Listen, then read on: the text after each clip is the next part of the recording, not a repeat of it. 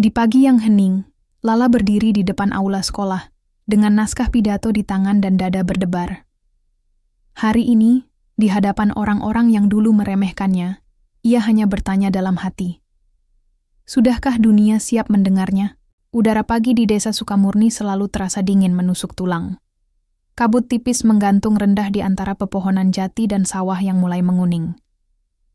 Aroma tanah basah menyatu dengan bau asap dapur dari rumah-rumah panggung yang berjajar di pinggir jalan sempit berlapis batu. Di balik kabut dan kesunyian itulah, seorang gadis remaja berusia sekitar 16 tahun sedang mengayuh sepedanya dengan semangat yang tak pernah padam. Namanya Lala. Rambutnya dikepang dua, sederhana. Seragam sekolahnya lusuh namun bersih, disetrika rapi oleh tangan ibunya yang kasar karena sering mengolah kayu bakar. Di belakang sepedanya tergantung tas kain usang, berisi buku-buku pelajaran dan sebuah kotak kecil dari kayu, tempat Lala menyimpan hal yang paling berharga. Buku tulis, coklat penuh coretan, dan lembar-lembar tulisan tangan yang hanya diketahui dirinya sendiri. Lala, jangan lupa pulang cepat ya, hari ini ibu masak sayur asem, teriak suara parau dari arah dapur rumah panggungnya. Lala menoleh dan tersenyum lebar. Iya bu, nanti Lala pulang sebelum maghrib, jawabnya sambil melambaikan tangan, lalu mengayuh sepeda lebih cepat sebelum terlambat. Sekolahnya terletak di pinggir desa, tak jauh dari hutan kecil dan lapangan bola tanah liat yang selalu ramai saat sore tiba. Bangunan sekolah itu hanya terdiri dari 5 ruang kelas, 1 kantor guru, dan 1 aula tua yang digunakan untuk berbagai kegiatan. Tapi bagi Lala, sekolah itu adalah dunia kecil yang penuh warna. Di sanalah ia bisa bermimpi. Meskipun banyak orang tak percaya pada mimpinya, hari itu suasana sekolah agak berbeda. Spanduk besar berwarna biru muda terpasang di depan gerbang bertuliskan, "Selamat datang di pertemuan wali murid semester ini." Di bawahnya tertulis, "Membangun kolaborasi sekolah dan orang tua demi masa depan anak." Slogan yang indah, tapi bagi Lala, justru jadi sumber kegelisahan. Ia tahu, saat pertemuan seperti itu, bukan hanya nilai akademik yang dibicarakan, komentar sinis, bisikan merendahkan, dan tatapan yang mengukur anak dari status orang tua akan bermunculan. Tahun lalu, ia pernah mendengar seorang ibu bergumam, "Anak tukang kayu, ya begitu, nilai segitu aja udah bagus." Lala pura-pura, tidak dengar saat itu, tapi hatinya tersayat lebih dari yang bisa dijelaskan oleh angka-angka di rapor. Di dalam kelas, suasana sudah riuh. Beberapa siswa duduk di bangkunya masing-masing, sebagian berdiri dekat jendela, membicarakan siapa yang akan dipilih mewakili siswa untuk menyampaikan sambutan dalam pertemuan wali murid nanti. "Aku yakin yang dipilih pasti Intan deh.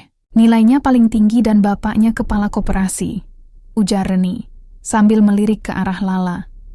"Ya iyalah, masa anak dari keluarga kayak gitu yang maju?" bisik Sinta, lalu menutup mulutnya saat tatapan Lala tak sengaja bertemu dengan matanya. Lala pura-pura tak dengar. Ia membuka buku catatannya dan mulai menulis sesuatu, mencoba melarikan diri dari kenyataan lewat kata-kata yang mengalir di atas kertas. "Jika dunia menutup pintunya padaku, aku akan menciptakan pintuku sendiri." Dan mengetuknya pelan-pelan sampai terdengar. Itu kalimat pertama yang ditulisnya pagi itu. Kalimat yang sederhana, tapi baginya bermakna dalam. "Lala," suara lembut Buningsih, wali kelasnya, membuyarkan lamunannya. "Ya bu, kamu mau mencoba maju berpidato di acara wali murid nanti?" tanya Buningsih perlahan, seperti takut pertanyaannya akan menyakitkan. Lala mengangkat wajah, matanya membesar. "Saya bu?" tanyanya pelan, nyaris berbisik. "Iya, saya tahu kamu suka menulis, dan saya pikir kamu punya sesuatu yang berbeda, sesuatu yang perlu orang-orang dengar." Lala terdiam. Kata-kata itu seperti tetes embun di pagi kemarau panjang. Ia mengangguk, pelan tapi pasti. "Saya mau bu," ucapnya akhirnya. Kabar itu menyebar cepat. Sore harinya, Lala mendengar bisik-bisik dari ibu-ibu tetangga yang berkumpul di warung depan gang. Anaknya si Sulastri katanya mau pidato? Ya ampun, sejak kapan? Iya tuh. Padahal siapa yang kenal dia? Nilainya biasa aja. Penampilannya juga, ya begitulah. Paling cuma baca-baca puisi nggak jelas. Namanya juga anak kampung. Lala mendengar semuanya dari balik pohon mangga. Ia tak menangis, tapi matanya menatap ke langit, mencari kekuatan. Malamnya, di kamarnya yang hanya diterangi lampu minyak kecil, Lala menulis tanpa henti. Tangannya menari di atas kertas, seperti aliran air sungai yang tak mau berhenti mengalir. Ibu selalu bilang, hidup itu seperti menjahit kain robek dengan benang sisa. Tapi kalau benangnya cukup kuat dan sabar dijahit, bisa jadi baju yang indah. Itu salah satu bagian dari pidatonya. Ia tak tahu apakah akan berhasil atau tidak. Tapi ia tahu satu hal, ia harus mencobanya. Untuk dirinya sendiri, untuk ibunya, dan untuk semua anak yang pernah dianggap tidak cukup. Hari berganti. Semakin dekat dengan hari pertemuan, desas-desus makin menjadi. Bahkan ada orang tua murid yang secara terang-terangan bertanya pada guru lain, "Kenapa bukan anak saya yang dipilih? Lala itu siapa sih?" Namun Bu Ningsi tetap teguh. Ia percaya pada Lala, lebih dari siapapun. Di balik semua cemoohan, Lala hanya semakin yakin. Dunia boleh memicingkan mata padanya, tapi ia tak akan menunduk. Ia akan berdiri dan berbicara dengan suara kecil dari balik bukit. Langit pagi tampak mendung saat Lala kembali mengayuh sepedanya menuju sekolah. Udara yang biasanya sejuk kini terasa berat. Seolah-olah awan kelabu di atas kepala ikut memantulkan segala kecemasan yang tersimpan di hatinya. Hatinya tak selega. Kemarin, sejak keputusan Bu Ningsi menyebar, ia bisa merasakan perubahan, bukan dari angin, tapi dari tatapan. Itulah yang paling terasa menyakitkan. Bukan karena keras, melainkan karena samar, halus, tapi menusuk. Di depan gerbang sekolah, beberapa siswa berkumpul. Ada yang tertawa, ada yang berbisik. Namun, ketika Lala melewati mereka, suara-suara itu seketika mengecil. Seperti ada tombol, sunyi yang ditekan diam-diam. Lala menunduk, pura-pura tak dengar, pura-pura tak peduli. Tapi hatinya, yang selama ini dilatih sabar, mulai terasa lelah. Di dalam kelas, suasana tidak jauh berbeda. Intan duduk dengan anggun di bangkunya, memeluk buku bahasa Indonesia dengan pose yang seolah disengaja agar semua orang tahu. Akulah yang seharusnya dipilih. Ia dikenal sebagai siswi cerdas dan anak dari keluarga terpandang. Ayahnya ketua koperasi desa, ibunya pemilik toko sembako terbesar di Sukamurni. "Lala, kamu beneran mau pidato?" tanya Intan. Nada suaranya ringan, tapi ada nada sinis yang tak bisa disembunyikan. Lala menoleh pelan. "Iya." "Wah, hebat ya.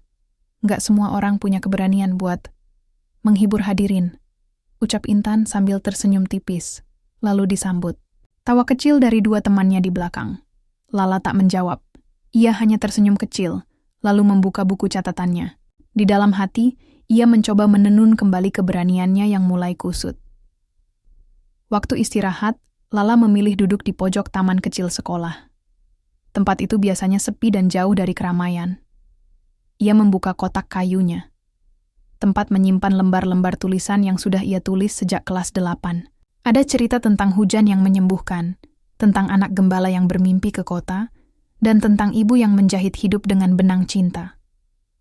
Lembar-lembar itu bukan sekadar tulisan. Itu adalah bagian dari jiwanya. Dan ia tahu, pidato yang nanti ia sampaikan akan menjadi campuran dari semua kisah itu. "Lala," suara pelan terdengar dari samping. Lala menoleh. Rani, satu-satunya teman yang benar-benar mau duduk bersamanya. "Kamu yakin mau pidato?" tanya Rani. Tak menyindir, hanya khawatir. Lala mengangguk. "Bukan soal yakin, Ran. Aku cuma ngerasa kalau aku nggak bicara sekarang, aku mungkin nggak akan pernah punya kesempatan lagi." Rani terdiam sejenak. Ia duduk di samping Lala dan menatap langit mendung. Kalau gitu, aku akan duduk di barisan depan nanti. Biar kamu tahu, kamu nggak sendirian. Lala tersenyum, senyum yang tulus, senyum yang menyelamatkannya hari itu. Namun, siang itu, cobaan datang dari arah yang lain. Setelah jam pelajaran terakhir, Bu Linda, guru mata pelajaran bahasa, memanggil Lala ke ruang guru. "Lala, kamu punya waktu sebentar?" tanya Bu Linda, sambil menutup map nilainya. Lala mengangguk. Bu Linda menatapnya lama, lalu berkata, "Saya dengar kamu akan mewakili siswa memberi pidato?" "Iya, Bu. Kamu tahu, banyak wali murid yang merasa keputusan ini kurang. Tepat, saya hanya ingin memastikan kamu siap. Karena kamu akan berada di bawah sorotan. Kalau kamu goyah, mereka akan tertawa." Kata-kata itu seperti pisau yang diselipkan dengan hati-hati. Tidak langsung menyakiti, tapi mengiris pelan-pelan. Lala menunduk. "Saya tahu, Bu." "Kamu yakin masih mau?" tanya Bu Linda, kali ini dengan nada yang lebih lembut. Lala mengangkat kepalanya.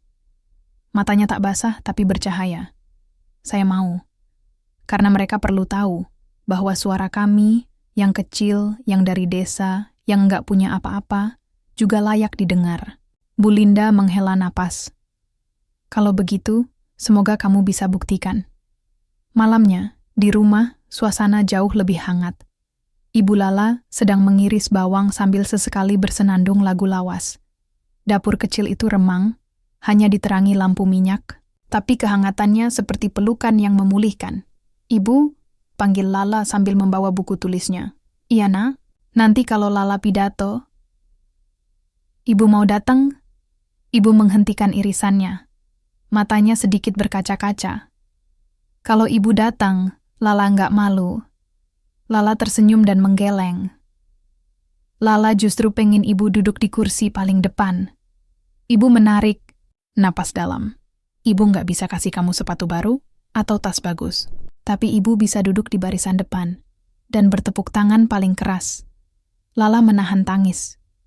Ia memeluk ibunya erat.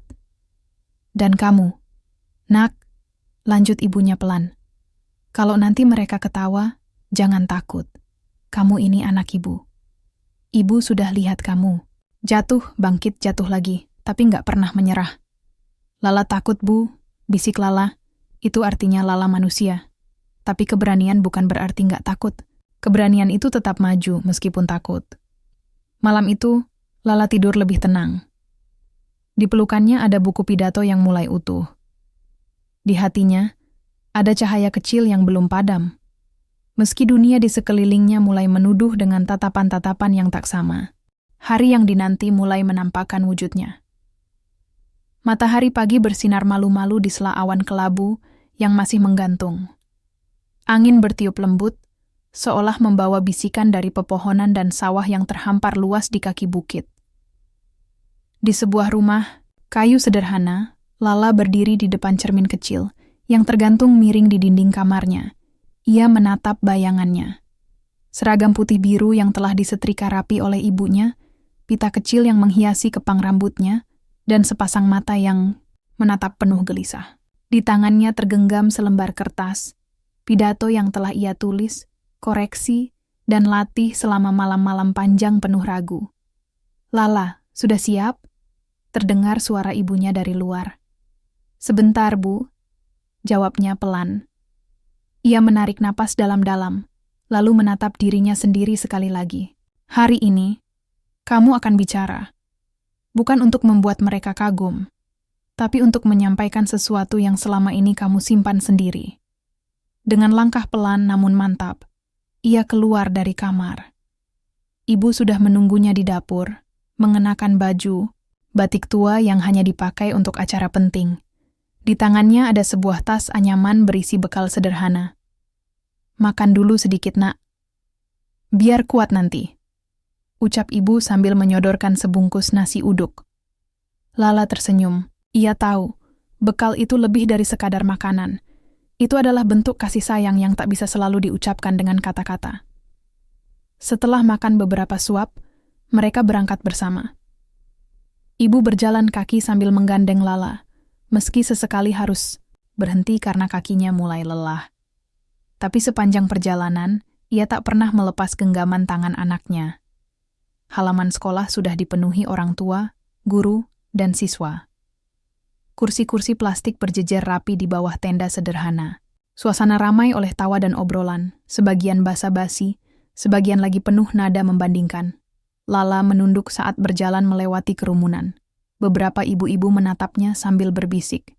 Itu dia, anak tukang kayu yang katanya mau pidato. Pantas saja ibunya kelihatan biasa banget. Tapi sok berani ya, Lala mendengarnya. Tapi kali ini, ia memilih tak membiarkan kata-kata itu menggali ruang dalam hatinya. Ia duduk di bangku belakang aula, menunggu namanya dipanggil. Di depan, guru-guru mulai membuka acara. Kepala sekolah Pak Sugeng memberikan sambutan hangat, lalu dilanjutkan dengan penampilan seni dari beberapa siswa. Intan membawakan puisi. Suaranya lantang dan penuh percaya diri. Beberapa orang tua bertepuk tangan dengan semangat, memuji gaya bicaranya yang anggun. Lihat tuh, anak saya. Bisa banget jadi MC. Bisik ibunya Intan pada wali murid di sebelahnya. Setelah penampilan itu, suasana sedikit tenang. Pak Sugeng kembali ke podium. Ia melihat catatan di tangannya, lalu mengangguk kecil. Bapak Ibu, sebentar lagi kita akan mendengarkan sambutan dari perwakilan siswa.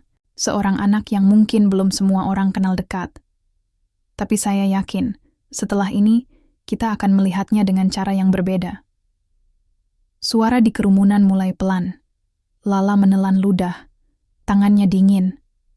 Dengan segala kerendahan hati, saya undang Lala, siswi kelas 9A, untuk maju dan menyampaikan pidatonya. Beberapa orang terlihat bingung.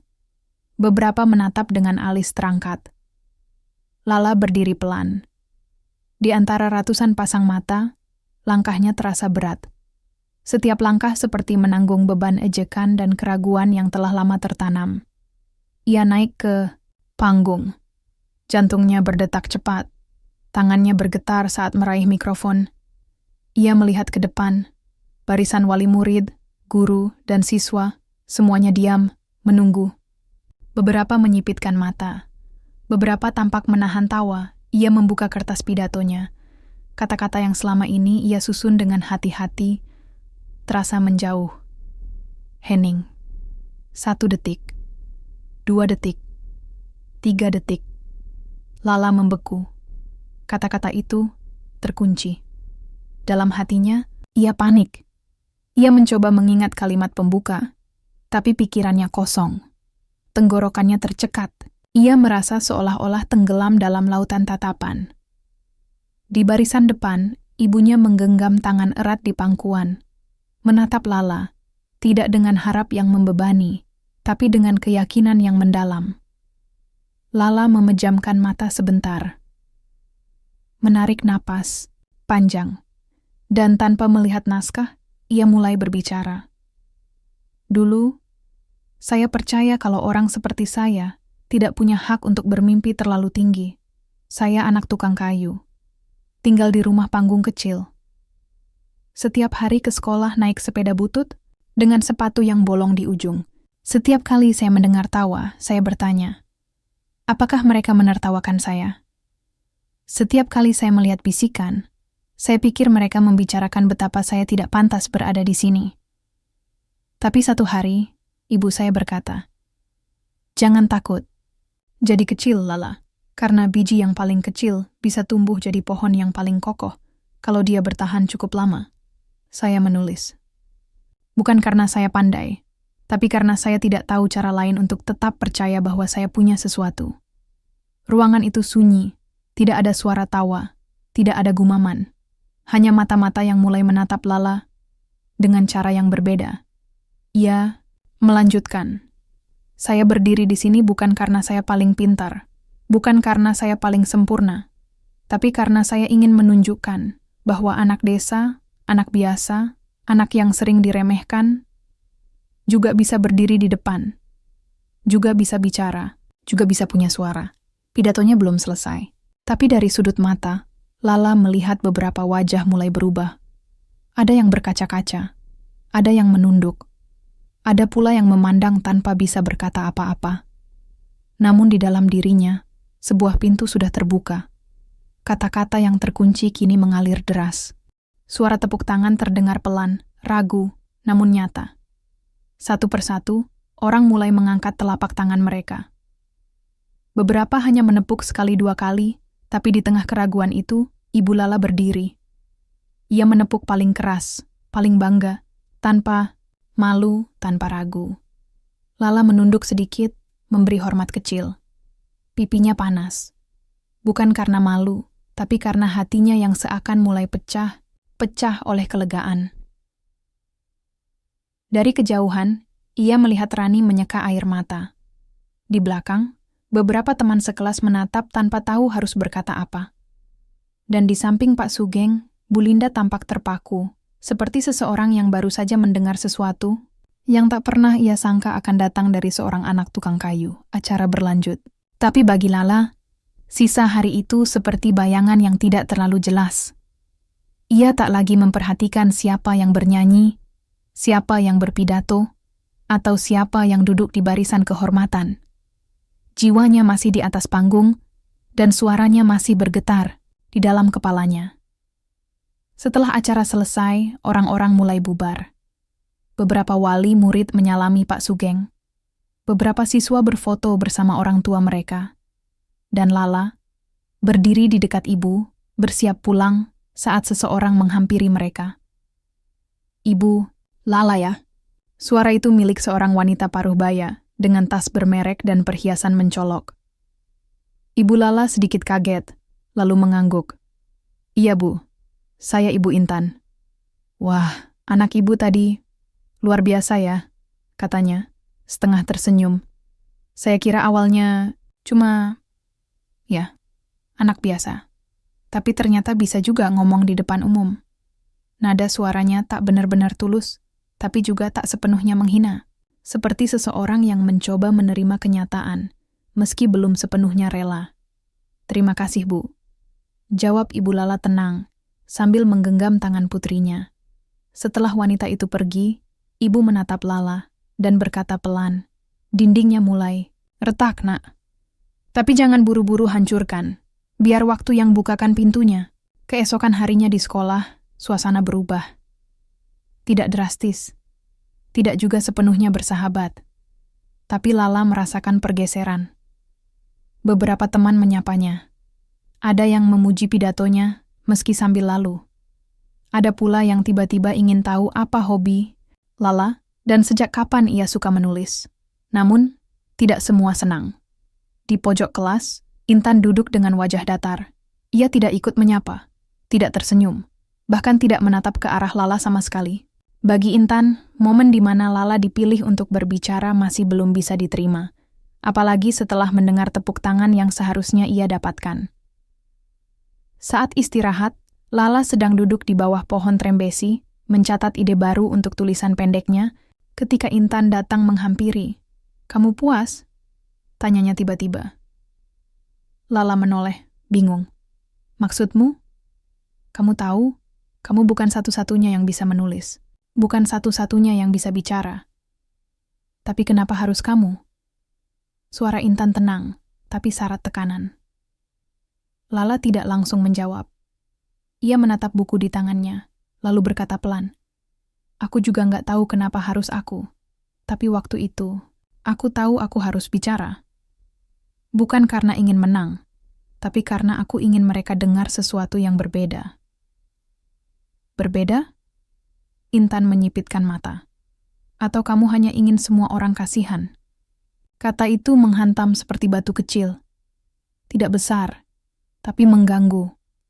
Lala menghela napas.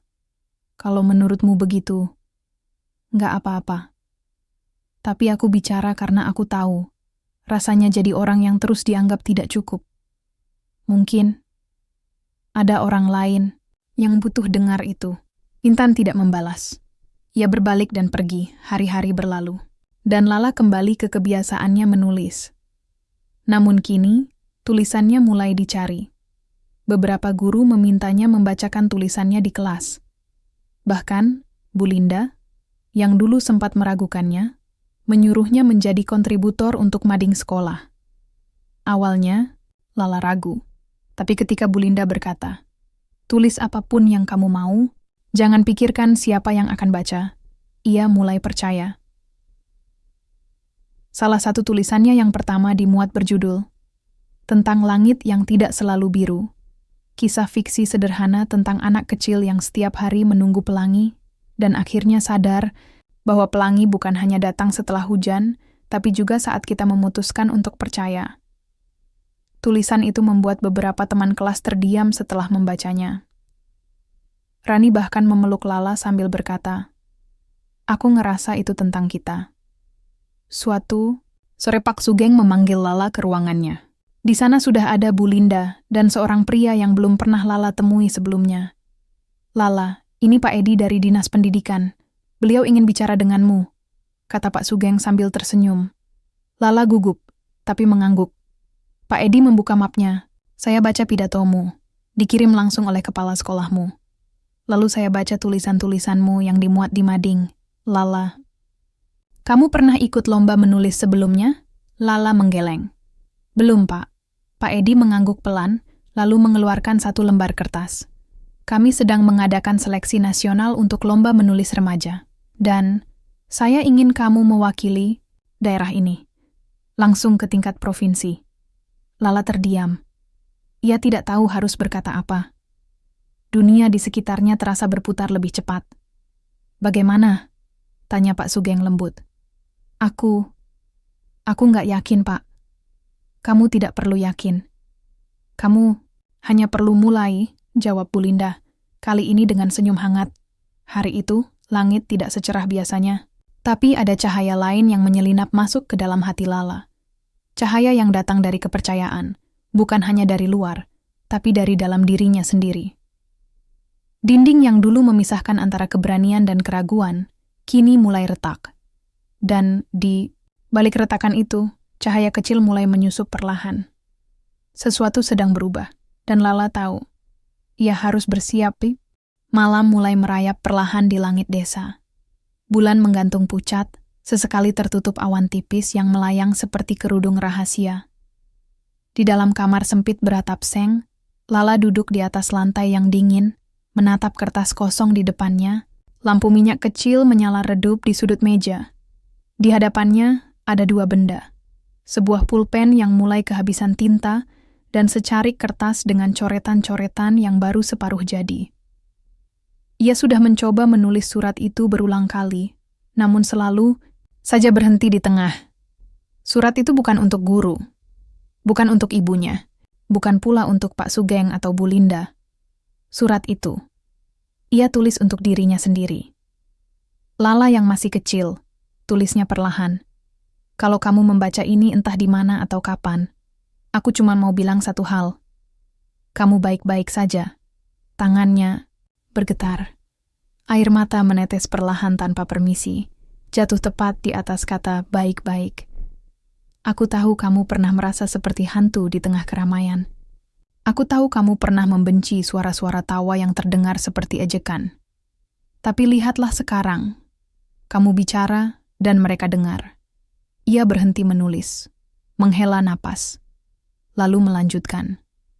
"Kamu mungkin belum sampai di mana-mana, tapi setidaknya sekarang kamu tahu, kamu bukan tidak punya arah." Keesokan harinya, sekolah terasa lebih ramai dari biasanya. Pengumuman lomba menulis tingkat provinsi sudah disebar, dan siswa-siswi diperbolehkan mendaftar lewat guru bahasa Indonesia. Tapi tak semua bisa langsung ikut. Harus ada seleksi karya. Lala tidak merasa percaya diri, meski sudah diajak langsung oleh Pak Edi. Ia tetap menyerahkan tulisannya seperti peserta lain. Judulnya, "Sebuah Kursi di Bawah Pohon Jambu."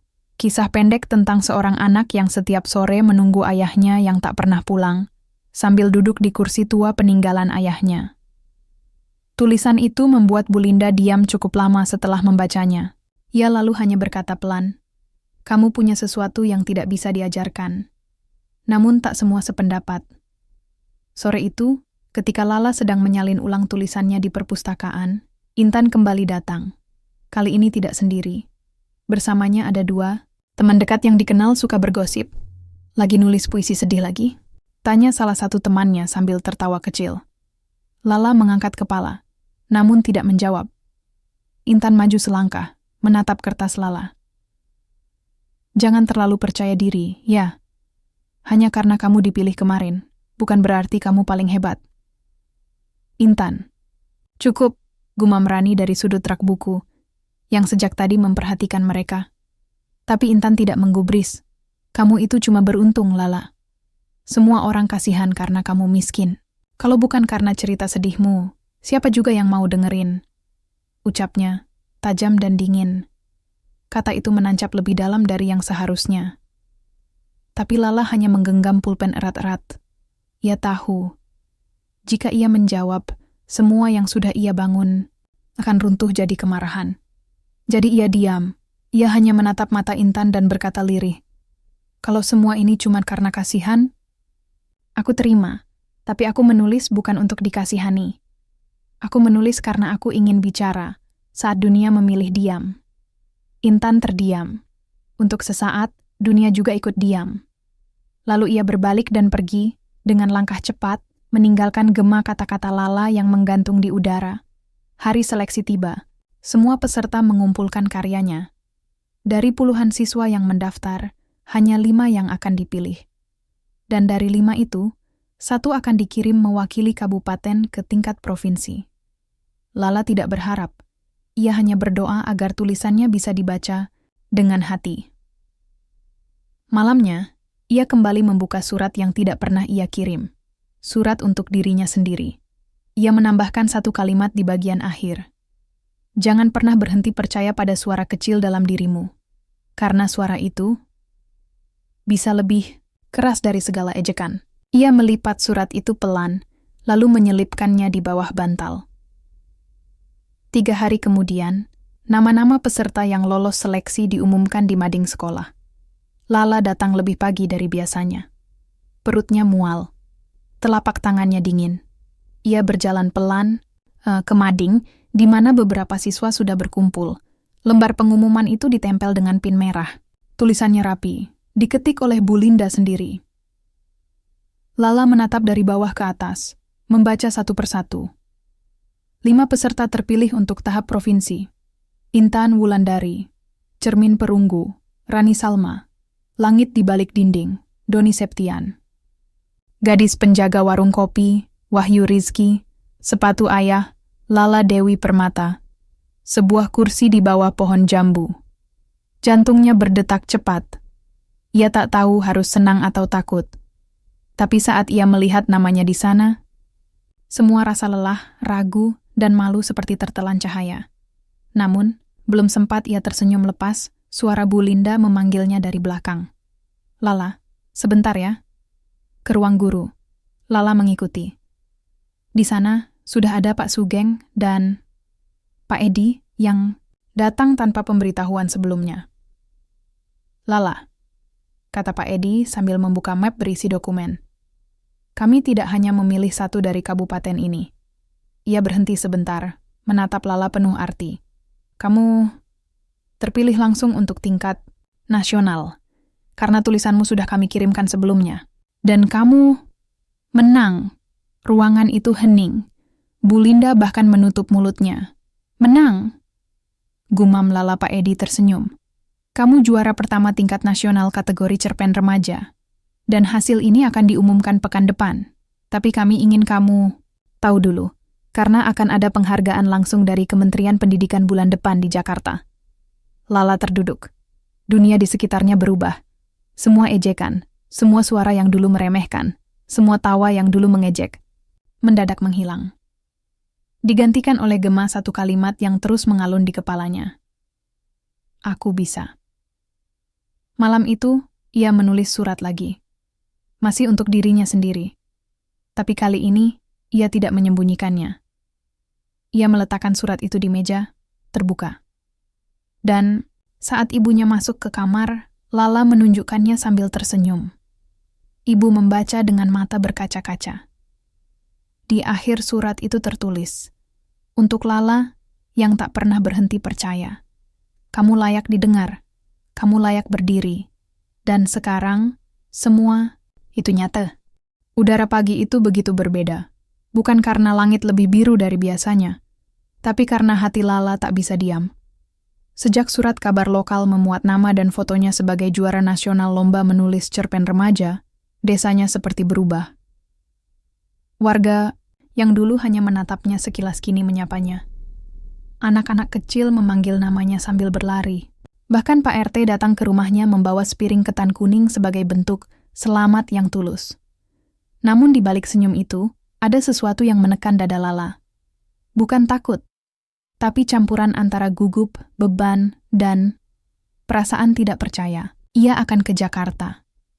Ia akan menerima penghargaan langsung dari kementerian. Ia akan bicara di depan orang-orang penting. Ia akan menjadi pusat perhatian. Dan untuk seorang gadis desa yang biasa menulis diam-diam di bawah pohon jambu, itu lebih menakutkan daripada 1000 ejekan. Persiapan keberangkatan dilakukan dengan cepat. Sekolah, dinas, dan bahkan beberapa warga urunan untuk membeli perlengkapan Lala. Baju baru, tas ransel, sepatu, dan sebuah map kulit untuk menyimpan naskah cerpennya. 1 minggu sebelum keberangkatan, Bu Linda mengundangnya ke ruang guru. Di sana, beliau menyerahkan sebuah undangan beramplop emas dari kementerian. Acaranya akan disiarkan secara langsung di TV nasional, kata Bu Linda pelan. Dan kamu diminta untuk memberikan pidato singkat tentang naskahmu.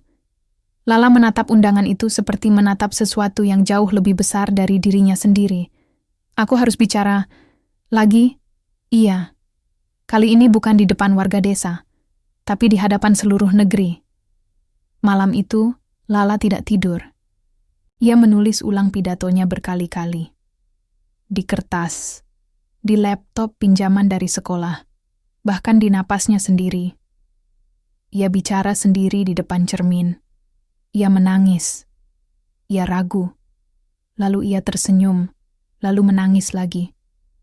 Kalau aku gagal di sana, semua akan menertawakanku, gumamnya. Ibu yang melihat putrinya gelisah, hanya memeluknya dari belakang. Kamu tidak harus sempurna, lah. Kamu hanya harus jujur. Itu yang bikin orang mendengarkanmu kemarin. Dan itu juga yang akan membuat mereka tetap mendengarkanmu. Hari keberangkatan pun tiba. Lala naik mobil dinas bersama Pak Sugeng, Bu Linda, dan 2 perwakilan dari Dinas Pendidikan. Sepanjang perjalanan ke bandara, hatinya bergemuruh. Tapi ia tahu tidak ada jalan kembali. Ia telah memilih panggung ini, dan sekarang waktunya berdiri. Jakarta menyambutnya dengan riuh kendaraan dan lampu-lampu kota yang seperti tak pernah tidur. Lala terpesona tapi juga tercekik. Segalanya terlalu cepat, terlalu besar, terlalu asing. Tapi waktu tak menunggu. Keesokan harinya, ia berdiri di belakang panggung besar, berlatarkan layar raksasa bertuliskan Apresiasi Nasional untuk Generasi Penulis Muda, Kementerian Pendidikan dan Kebudayaan. Namanya akan dipanggil sebentar lagi. Mikrofon telah disiapkan. Sorot lampu akan mengarah padanya. Namun sesuatu terjadi. Beberapa menit sebelum giliran Lala, seorang panitia berlari masuk ke belakang panggung sambil berbisik ke salah satu staf kementerian. Wajah mereka berubah. Lalu staf itu menghampiri Lala dengan senyum canggung. Maaf Lala, ada perubahan. Lala menegang. Perubahan? Iya. Karena ada penyesuaian durasi siaran langsung, pidatomu tidak akan ditayangkan. Tapi kamu tetap akan menerima penghargaan langsung dari menteri. Lala hanya bisa mengangguk, meski hatinya seperti diremas. Bukan karena ia kehilangan momen tampil di TV, tapi karena ia telah menyiapkan semuanya. Ia telah melawan ketakutan. Ia telah berdamai dengan luka. Ia telah menyusun keberanian demi keberanian. Dan kini semua itu hanya akan diam di balik layar. Apakah aku boleh tetap membacakannya? Walau tidak disiarkan? Tanyanya pelan. Staf itu tampak terkejut. Maksudmu, di depan hadirin? Lala mengangguk. Aku hanya ingin mereka tahu. Aku tidak sampai di sini tanpa alasan. Staf itu menatapnya lama. Lalu berkata, kita coba ya. Tapi nanti setelah penyerahan penghargaan.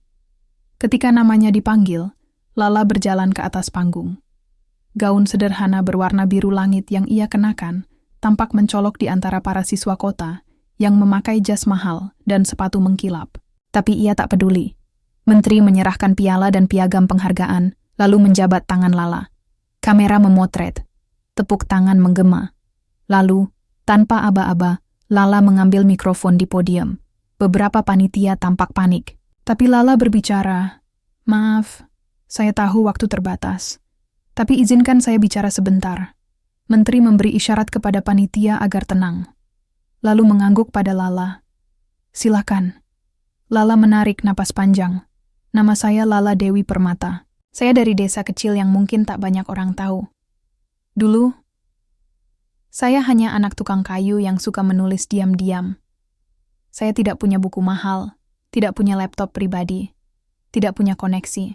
Tapi saya punya satu hal, saya punya cerita." Ruangan hening. Kamera tetap menyala, meski siaran sudah dipotong. Tapi orang-orang tetap mendengar. Dulu, saat saya berbicara, orang tertawa. Saat saya mencoba maju, mereka bertanya, "Siapa kamu?" Tapi hari ini, saya berdiri di sini, bukan untuk membalas, tapi untuk mengingatkan bahwa setiap anak punya suara, bahkan anak dari desa paling sunyi sekalipun. Ia berhenti sebentar, matanya berkaca-kaca, dan kepada semua Lala lain di luar sana, terus menulis, terus bicara. Jangan tunggu panggung, jadilah panggung itu sendiri. Ruangan hening beberapa detik. Lalu, tepuk tangan menggema. Beberapa berdiri, beberapa menahan tangis, dan di antara mereka, Menteri Pendidikan sendiri berdiri dan menyalami Lala sekali lagi, kali ini dengan mata berkaca. "Terima kasih sudah mengingatkan kami tentang makna suara," ucapnya. Namun, kisah ini belum selesai, karena tak lama setelah turun panggung, Lala membuka ponselnya. Puluhan pesan masuk, ucapan selamat, ajakan wawancara. Tapi satu pesan membuat darahnya berhenti mengalir sejenak dari Intan. "Selamat Lala, tapi kamu belum tahu segalanya. Ada hal yang harus kamu tahu begitu kamu pulang nanti." Lala menatap layar ponsel cukup lama. Pesan dari Intan tidak panjang. Hanya 2 kalimat pendek yang menggantung seperti kabut di kepalanya. "Selamat Lala, tapi kamu belum tahu segalanya. Ada hal yang harus kamu tahu begitu kamu pulang nanti." Hatinya bergetar, namun logikanya mencoba menenangkan. "Intan, mungkin hanya iri," bisiknya setengah percaya. Namun, pikirannya tidak bisa berhenti menebak. Apakah ini bentuk sindiran, ancaman, atau memang ada sesuatu yang ia benar-benar tidak tahu?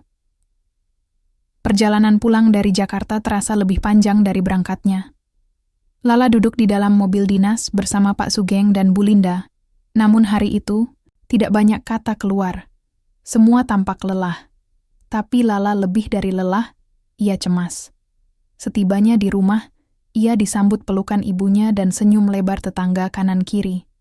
Di meja ruang tamu, sudah tersedia nasi kuning, ayam bakar, dan air teh hangat. Semua orang ingin merayakan. Tapi di dalam hatinya, Lala belum bisa bergembira sepenuhnya. Hingga malam turun, Lala tidak membalas pesan Intan. Ia hanya mengamati layar ponsel, menunggu, berharap, mungkin, takut. Dan akhirnya, tepat saat jam menunjukkan pukul 8 malam, sebuah pesan suara masuk. Dari Intan. "Lala, aku tahu kamu pasti merasa kamu sudah menang semuanya. Tapi aku janji, aku kirim ini bukan karena aku iri. Aku cuma mau kamu tahu sesuatu. Dulu, waktu kita masih kelas 7, ada lomba menulis rahasia yang diadakan daring. Kamu ingat kan? Tapi, waktu itu, tulisan kamu tidak pernah sampai ke panitia." Lala mengernyit. Ia ingat betul momen itu. Lomba menulis daring pertama yang ia ikuti, dengan tema Sahabat yang Hilang. Ia menyerahkan tulisannya kepada salah satu panitia sekolah, dan setelah itu tidak pernah menerima kabar apapun. Ia kira memang karyanya tidak cukup bagus. Tapi kenyataannya, tulisan kamu waktu itu dicuri. diganti nama, dan dikirim atas nama orang lain. Aku tahu karena aku melihat siapa yang menyuruh panitia itu diam. Dan orang itu bukan siapa-siapa tapi gurumu sendiri. Lala terperanjat. Kamu boleh tidak percaya, tapi kamu bisa tanya langsung ke Bu Sari, guru bahasa Indonesia waktu itu. Dan kamu bisa cari naskah pemenang lomba itu. Judulnya masih sama, Sahabat yang Hilang. Tapi nama penulisnya bukan kamu. Malam itu, Lala tidak bisa tidur. Kata-kata Intan bergema, merambat ke dalam tiap ingatannya yang selama ini ia anggap tidak penting. Ia mulai mencurigai. Mulai melihat ulang potongan peristiwa yang dulu dianggap kebetulan. Besoknya, Lala pergi ke sekolah lebih awal. Ia menemui Bu Sari, yang kini jarang mengajar karena alasan kesehatan. Bu Sari terkejut melihat Lala, namun menyambut dengan hangat. Ada apa, La? Lala menelan ludah, lalu berkata langsung. Bu, saya ingin tahu tentang lomba menulis daring waktu saya kelas 7. Wajah Bu Sari menegang, tangannya yang sedang menyusun kertas berhenti. Kenapa kamu bertanya soal itu sekarang? Karena saya baru tahu. Naskah saya tidak pernah dikirim atas nama saya. Keheningan turun seperti kabut. Bu Sari memalingkan wajahnya keluar jendela. Maaf, Lala, saya tidak berani bicara waktu itu.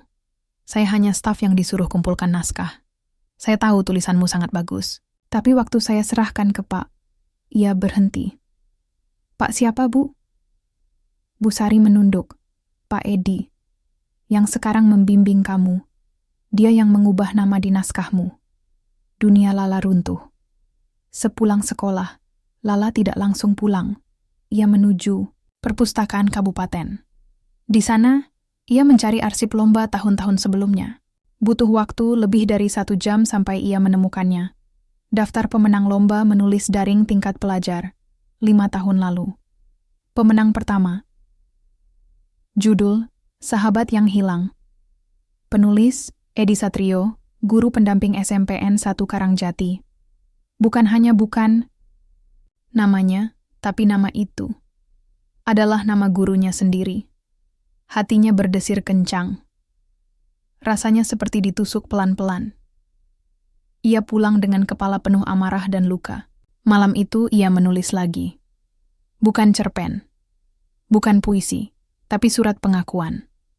Tentang semua yang ia ketahui, ia ingin menyerahkannya ke kepala sekolah. Namun sebelum sempat ia serahkan, pagi harinya, sebuah kabar lebih mengejutkan datang. Pak Edi mengundurkan diri dari sekolah tanpa alasan jelas. Berita itu cepat menyebar, tapi tidak ada yang tahu alasannya. Beberapa guru hanya bergumam samar, mungkin ada urusan keluarga. Tapi Lala tahu, sesuatu sedang terjadi di balik layar. 3 hari kemudian, Lala mendapat undangan dari kepala sekolah. Di ruangan itu, sudah duduk Pak Sugeng, Bu Linda, Bu Sari, dan 1 orang dari dinas kabupaten. Lala, kata kepala sekolah serius. Kami minta maaf karena baru tahu kejadian ini sekarang. Pak Edi telah memanfaatkan karyamu di masa lalu demi kepentingan pribadinya. Lala hanya menunduk. Kami akan menyampaikan laporan resmi ke pihak kementerian. Tapi sebelum itu, kami ingin tahu, apa kamu ingin menyelesaikan ini secara hukum atau secara internal? Lala menatap mereka satu persatu. Kemarahan masih ada. Tapi di tengah gemuruh hatinya, ia tahu, ini bukan tentang balas dendam. Aku cuman ingin kebenaran diketahui. Dan aku ingin memastikan, tidak ada Lala lain yang mengalami ini. Kepala sekolah mengangguk. Kami pastikan. Dan sebagai permintaan maaf sekolah, kami akan memberikan beasiswa penuh untuk pendidikan lanjutmu. Kamu juga akan diberi ruang khusus menulis dan berbagi inspirasi di sekolah. Malam itu, Lala kembali ke bawah pohon jambu. Tempat yang dulu jadi awal segalanya. Ia membawa 2 lembar kertas. Yang satu adalah naskah Sahabat yang Hilang. Dengan namanya kini tertulis di bagian atas. Nama yang seharusnya selalu ada di sana. Dan yang satu lagi, surat yang dulu tak pernah ia kirim. Ia membaca keduanya pelan, dengan air mata jatuh tanpa suara, lalu ia berkata lirih. Ini bukan tentang menang atau kalah. Ini tentang siapa yang tetap berdiri saat kebenaran runtuh. Hari-hari setelah pengakuan itu tidak kembali normal. Walau banyak yang memuji keberanian Lala, namun tak sedikit pula yang memilih diam, atau malah memalingkan wajah. Beberapa guru tampak sungkan menatap matanya. Murid-murid berbisik lirih setiap kali ia lewat. Beberapa orang tua murid bahkan menyindir di belakang. Bocah desa itu terlalu berani, ya, sampai guru sendiri ditendang. Lala mendengar semuanya. Setiap lirikan tajam. Setiap gumaman tak bersuara. Tapi ia tidak membalas. Ia tidak marah. Ia hanya lelah. Kebenaran ternyata bukan hanya menuntut keberanian, tapi juga menagih kesanggupan untuk berdiri di tengah badai yang lebih senyap. Di rumah, ibu mulai terlihat khawatir. Sejak hari itu, Lala tidak banyak bicara. Ia masih menulis, tapi tak satu pun naskahnya selesai. Buku-buku terbuka hanya menjadi penanda bahwa ia mencoba. Lala duduk berjam-jam di depan jendela, menatap langit. Kadang tersenyum kecil. Kadang meneteskan air mata, yang bahkan ia sendiri tidak tahu alasannya. "Kamu kenapa, La?" tanya ibu suatu malam, sambil menyisir rambut Lala yang mulai kusut. Lala hanya menjawab pelan, "Aku capek, Bu." Capek karena orang-orang bicara? Lala mengangguk. Capek karena kebenaran malah membuat aku seolah penjahat. Ibu mendekapnya dari belakang. Kadang, luka yang kita buka untuk sembuh malah jadi disalahkan. Tapi luka yang disimpan diam-diam hanya akan membusuk. Lalu aku harus bagaimana? Berdirilah, bukan karena mereka menekan, tapi karena kamu tahu siapa dirimu. Beberapa hari kemudian, Lala mendapat undangan dari pihak kementerian, sebuah kesempatan langka, menjadi pembicara dalam forum pendidikan nasional bertajuk Suara dari Pelosok.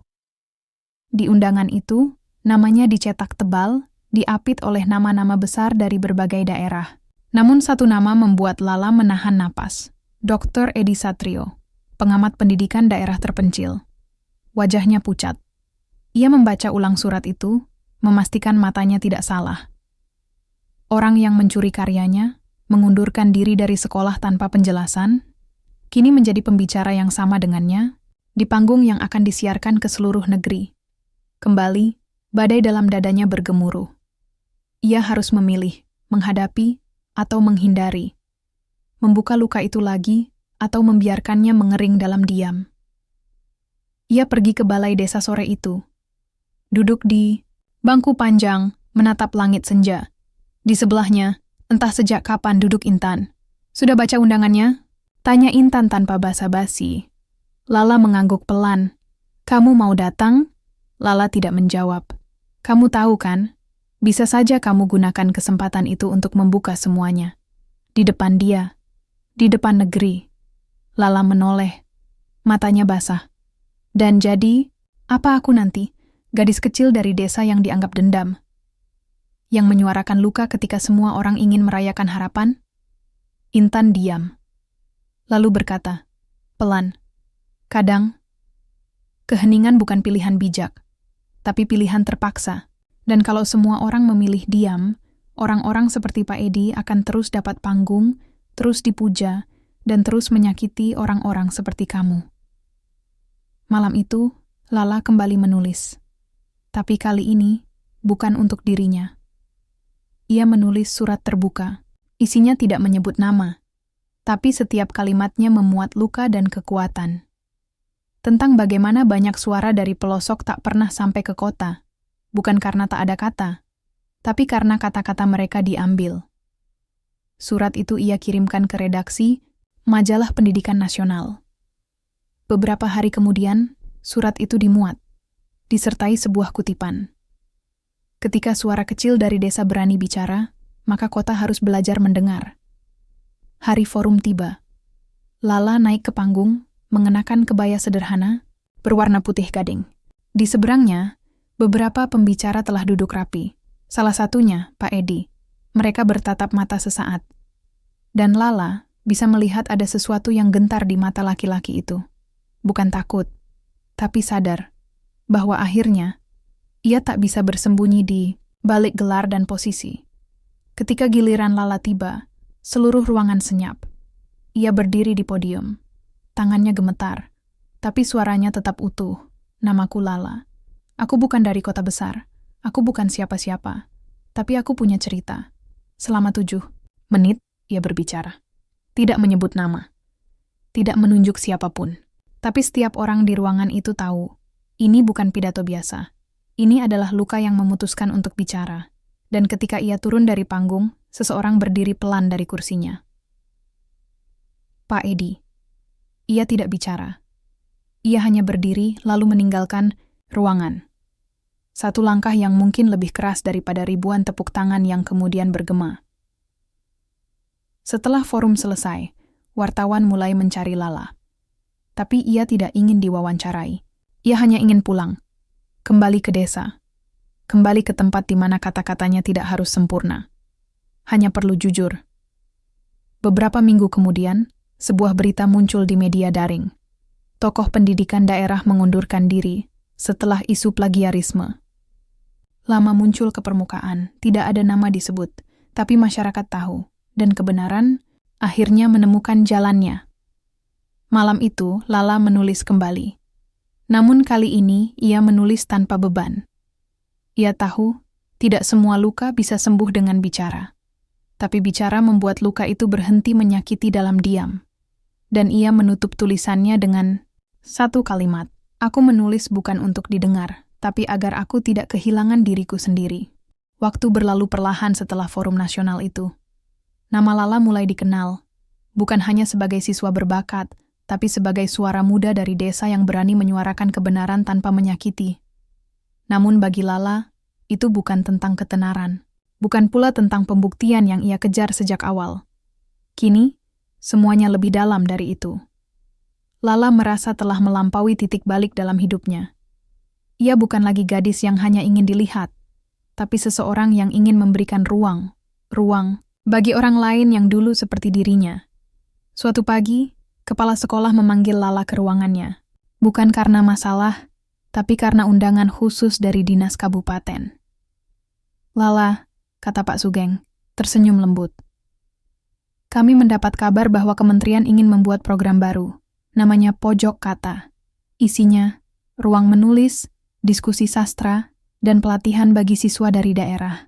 Mereka ingin kamu menjadi mentor sukarelanya. Lala hampir tidak percaya. Saya? Iya. Kamu tidak harus jadi ahli. Cukup jadi seseorang yang sudah pernah merasa sendiri, tapi tidak menyerah. Lala menerima tawaran itu. Maka mulailah babak baru dalam hidupnya. Ia berkeliling ke sekolah-sekolah di kecamatan, bahkan ke desa-desa yang lebih terpencil dari tempat tinggalnya sendiri. Di setiap tempat yang ia kunjungi, Lala tidak datang membawa pidato panjang. Ia duduk bersila bersama anak-anak. Ia menggelar buku-buku di atas tikar. Ia mengajak mereka menulis dari pengalaman sehari-hari, tentang kucing yang hilang, sawah yang tergenang, atau nenek yang suka cerita lucu. Menulis itu seperti memeluk perasaan sendiri, kata Lala pada satu sesi. Kalau kalian tidak tahu cara mulai, coba bayangkan kalian sedang bercerita pada teman yang paling kalian percaya. Anak-anak tertawa, mencoret-coret buku dengan semangat. Beberapa menulis dengan huruf masih goyah, tapi penuh rasa. Dan Lala tahu, di antara coretan polos itu, mungkin tersimpan benih dari cerita yang bisa mengubah hidup.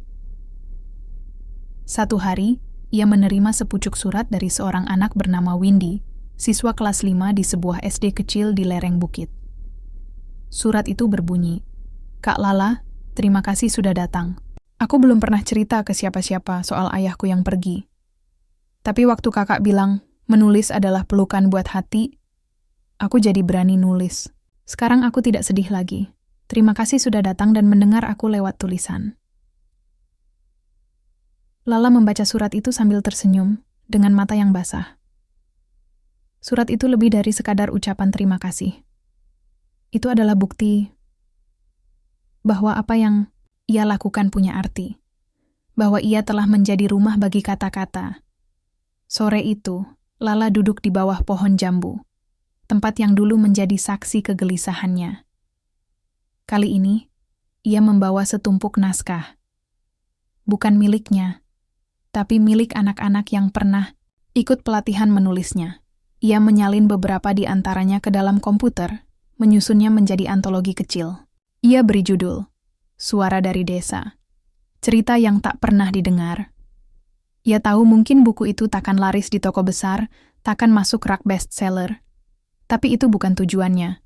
Ia ingin dunia tahu bahwa di desa-desa kecil ada suara-suara jujur yang hanya butuh satu hal, didengar. Beberapa bulan kemudian, sekolah Lala mengadakan pameran sastra. Ia diminta menjadi narasumber sekaligus pembimbing bagi para siswa muda yang ingin menampilkan karya tulis mereka. Lala datang mengenakan blus sederhana dan kerudung warna senja. Ia berdiri di depan panggung kecil, lalu berkata, "Dulu, saya berdiri di tempat ini dengan penuh rasa takut. Takut tidak didengar, takut direndahkan. Tapi hari ini, saya berdiri karena saya percaya kata-kata yang lahir dari kejujuran tidak akan pernah sia-sia." Tepuk tangan menggema. Beberapa guru bahkan menitikkan air mata. Bu Sari, yang dulu menyimpan rahasia besar tentang kecurangan. Pak Edi, datang menghampiri Lala setelah acara. Ia menggenggam tangan Lala erat. "Kamu adalah guru bagi kami semua, La." Malam harinya, Lala menulis lagi di meja kecil di kamarnya. Kali ini bukan cerpen, bukan puisi, tapi catatan harian. "Hari ini aku merasa menjadi jembatan. Bukan karena aku hebat, tapi karena aku pernah merasa hancur, dan tahu rasanya berdiri dari reruntuhan." Ia menutup bukunya, lalu memandang jendela yang terbuka sedikit. Angin berhembus pelan, membawa harum tanah basah dan suara jangkrik. Desa kecil itu tak banyak berubah, tapi Lala tahu, ia telah membawa cahaya kecil ke tempat yang selama ini hanya dianggap gelap. Musim hujan baru saja tiba. Langit sering mendung, dan tanah desa menjadi lembab dengan bau khas yang selalu membuat Lala merasa tenang. Meski langkah-langkahnya sudah menembus ruang nasional, hatinya tetap menetap di desa kecil tempat segalanya bermula. Hari itu, sebuah pengumuman datang dari Kementerian Pendidikan. Buku antologi Suara dari Desa diterbitkan resmi dalam program literasi nasional. Nama Lala disebut sebagai penyusun utama. Tapi di halaman pembuka, Lala hanya menuliskan satu kalimat, "Buku ini bukan milikku. Ini milik setiap anak yang pernah merasa suaranya terlalu kecil untuk didengar." Sekolah mengadakan syukuran kecil. Wali murid, siswa, guru, dan perangkat desa datang. Tidak ada panggung megah, hanya tikar panjang, teh manis hangat, dan senyum-senyum hangat dari wajah-wajah yang dulu memandang Lala sebelah mata. Bu Sari berdiri dan membacakan salah satu cerita pendek karya murid SD. Lalu matanya berkaca. "Dulu, saya kira sastra hanya untuk kota. Tapi ternyata, kata-kata juga lahir dari ladang, dari sumur tua, dari mimpi anak-anak seperti Lala." Setelah acara, Lala duduk di bangku kayu dekat taman kecil sekolah. Di sisinya, seorang anak laki-laki dengan seragam SD duduk malu-malu. Namanya Ardi. "Kak," katanya lirih, "boleh tanya sesuatu?" "Tentu." "Kalau orang tuaku petani, terus aku jelek nulis, aku masih bisa punya mimpi?" Lala menatap anak itu, lalu mengangguk perlahan. "Ardi, kata-kata tidak peduli kamu, anak siapa. Mereka cuma ingin kamu jujur. Kalau kamu berani jujur dalam tulisanmu, kamu sudah menang separuh jalan." Anak itu tersenyum. Dan Lala tahu, itu mungkin percakapan sederhana baginya, tapi besar bagi Ardi. Malamnya, Lala duduk sendiri di kamar. Jendela dibiarkan terbuka, suara kodok dan hujan mengisi ruang. Di mejanya, tumpukan surat dari pembaca mulai mengisi kotak kecil yang dulu kosong. Mereka datang dari berbagai kota, dari guru, murid, hingga seorang ibu rumah tangga di pulau seberang yang mengatakan, "Saya menangis waktu membaca cerita tentang Windy. Saya jadi ingin mengajak anak saya menulis juga." Lala membuka laptopnya. Menulis email balasan, satu persatu. Ia tak ingin menjadi penulis yang jauh. Ia ingin tetap dekat, tetap merangkul, tetap menjadi bagian dari mereka. Suatu hari seorang utusan dari kementerian datang langsung ke rumahnya, membawa kabar bahwa Lala terpilih menjadi duta literasi daerah dan akan mendapat kesempatan belajar ke luar negeri, semacam beasiswa khusus untuk pemuda daerah yang berdampak melalui tulisan. Namun Lala hanya tersenyum. Terima kasih. Tapi untuk sekarang, saya belum ingin pergi jauh. Kenapa? Tanya utusan itu. Heran. Lala menatap sawah dari jendela rumah. Karena saya baru saja menemukan rumah bagi kata-kata saya. Dan rumah itu ada di sini, di desa ini. Bersama anak-anak yang belum tahu mereka punya suara. Minggu berikutnya, Lala membuka sebuah ruang kecil di rumahnya. Ia beri nama Pondok Kata. Sebuah ruangan dengan rak buku bekas, meja panjang, dan dinding penuh kutipan dari tulisan anak-anak. Siapa saja boleh datang, membaca, menulis, atau hanya duduk dan mendengarkan. Ia tak dibayar. Tapi setiap tawa, setiap tatapan anak yang berani, menulis namanya sendiri di pojok kertas, adalah bayaran terbaik. Suatu pagi, seorang wartawan dari ibu kota datang dan menulis artikel berjudul Lala, gadis desa yang tak ingin terbang, tapi ingin jadi angin. Lala tertawa kecil saat membacanya. Mereka salah. Aku bukan angin. Aku cuma ingin jadi jendela, agar cahaya bisa masuk ke tempat yang gelap. Waktu terus berjalan. Tahun demi tahun berlalu. Lala dewasa. Ia tak lagi remaja pemalu yang takut bicara. Tapi ia tetap sama. Lembut, sederhana, dan penuh cerita. Namanya kini menjadi inspirasi bagi banyak sekolah. Namun bagi Lala, semua itu bukan tentang popularitas. Baginya, kemenangan sejati bukan saat semua orang mendengar namanya, tapi saat seorang anak kecil di desa terpencil menulis untuk pertama kalinya tanpa takut ditertawakan. Dan disitulah kata-kata akhirnya benar-benar menemukan rumahnya.